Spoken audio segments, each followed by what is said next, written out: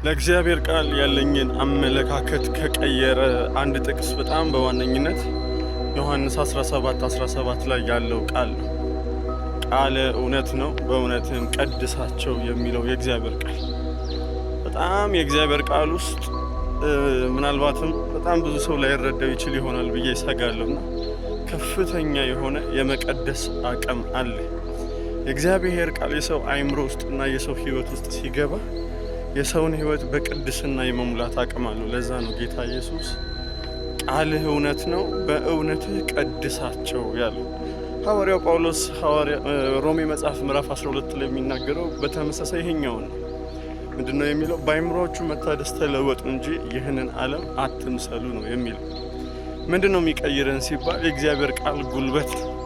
የእግዚአብሔር ቃል ቅዱስ ቃል ስለሆነ ቅዱስ ቃል ብቻ አይደለም፣ የመቀደስ አቅም አለ። የተበላሸ አእምሮ፣ በፍርሃት የተሞላ ዓለምን በመውደድ የተሞላ አእምሮ፣ የኃጢአት ልምምድ ያስቸገረው ሕይወት፣ አመለካከት፣ ይቅር ማለት የማይችል ነፍስ ካለ ይሄ ሁሉ በእግዚአብሔር ቃል ጉልበት መታጠብ፣ መጥራት፣ መቀደስ ይችላል። የእግዚአብሔር ቃል ቅዱስ ነው። ቅዱስ ብቻ አይደለም፣ የእግዚአብሔር ቃል ይቀድሳል። በዚህ የእግዚአብሔር ቃል ቅድስና አቅም ውስጥ ያለውን ነገር የተረዳ ሰው የእግዚአብሔርን ቃል ሲሞላ እያመነ ነው የሚሞላው። ምንድን ነው የሚያምነው? የእግዚአብሔር ቃል ይቀድሰኛል፣ የእግዚአብሔር ቃል ይለውጠኛል፣ የእግዚአብሔር ቃል አመለካከቴን፣ ሕይወቴን ሁሉ ይሰራል እያለ ነው የእግዚአብሔርን ቃል የሚሞላው። ጌታ ኢየሱስ ቃልህ እውነት ነው፣ በእውነትህም ቀድሳቸው ብሎ የተናገረው ከዚህ የተነሳ ነው ማለት ነው።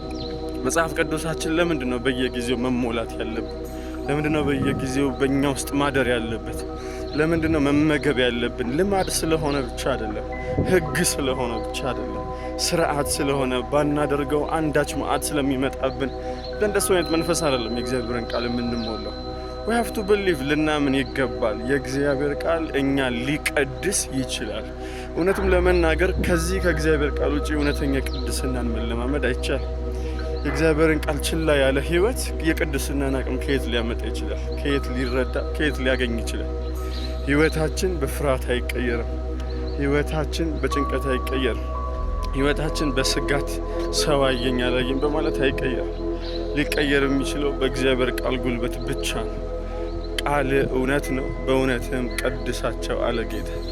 ሰላማችሁ ይብዛ። ሰብስክራይብ ማድረግ እንዳትረሱ፣ ፎሎ ማድረግ እንዳትረሱ፣ ለሌሎች ማጋራት እንዳትረሱ። ተወዳጆች ናችሁ። ሰላም ለእናንተ።